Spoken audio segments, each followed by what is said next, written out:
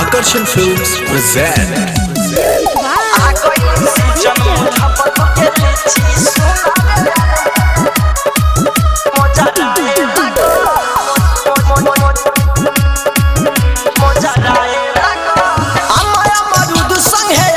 जमुनिया देखो न पानी पटावेली बबुनिया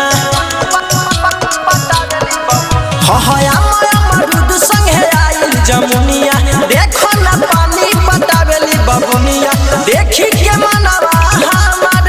अब लोभाए लागल आ गइल सीजन मुजफ्फरपुर के लीची सुना रे यार मोजराए लागल आ गइल सीजन मुजफ्फरपुर के लीची सुना रे यार मोजराए लागल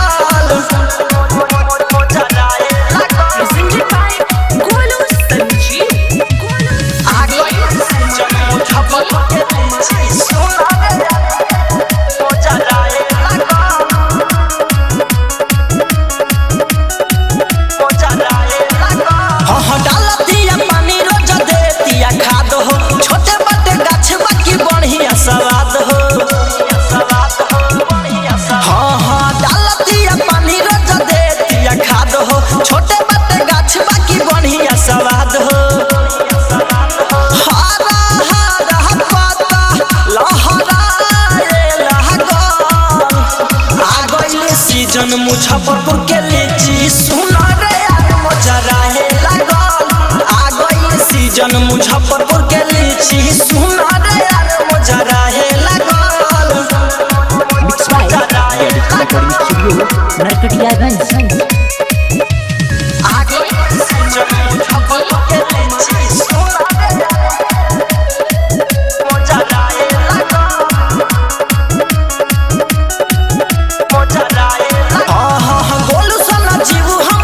से बताई लागे ला मीठी जैसे लागे मिठाई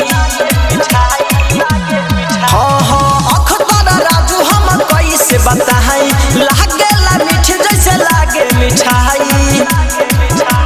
राम बलि वीर जैसे अभय रविंद्र पगलाए लागल आ गइल सीजन मुजफ्फरपुर के लीची सुना रे यार मोजराए लागल आ गइल सीजन मुजफ्फरपुर के लीची सुना